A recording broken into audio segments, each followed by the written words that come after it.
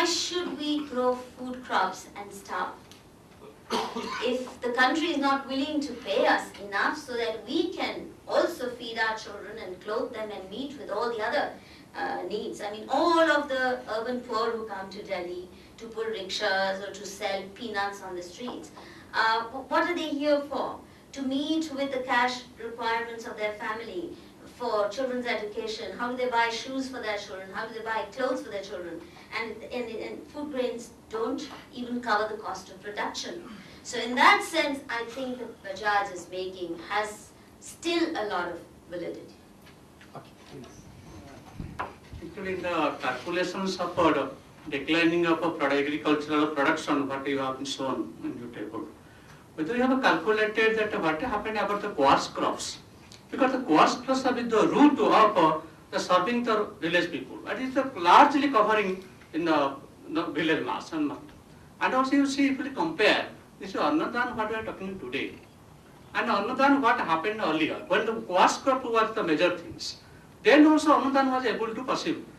That is because all the collective mass was involved in this Annadan and also Muthidan, and that Muthidan crop to transfer into the Annadan.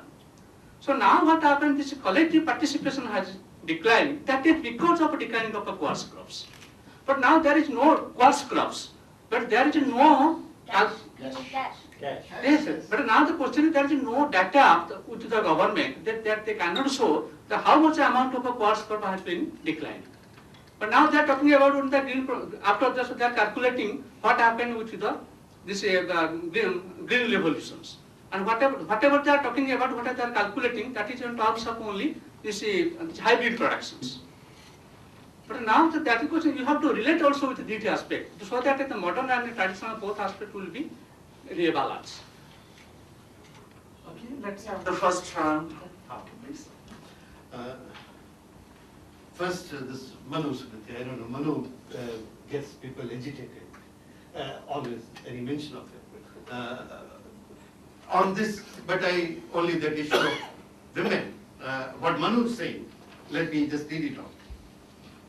In the same context of how to start eating, says, Swasini Kumarishcha Rogino Garbini Istriyaha Atitirbo Anvage Vaitan Bojit Anvichare. What he is saying is, young married women, young unwed girls, the sick and the pregnant women ought to be fed even before the guests. The householder need have no hesitation in this regard. This is Manu himself. I don't know where do we eat, but for Manu, you do not eat before you have fed the guests. But he's saying this list of people, the first right is of the guest. But even before the right of the guest is the right of the young married women, young unwed girls, the sick and the pregnant women. They ought to be fed even before the guests. And then he saying, in this context, the householder need have no hesitation. Number two, then he is defining that this, when I am saying grastha, I am meaning the dampati. I am not meaning the, Vedanta actually makes it very clear that man and woman together are the grastha.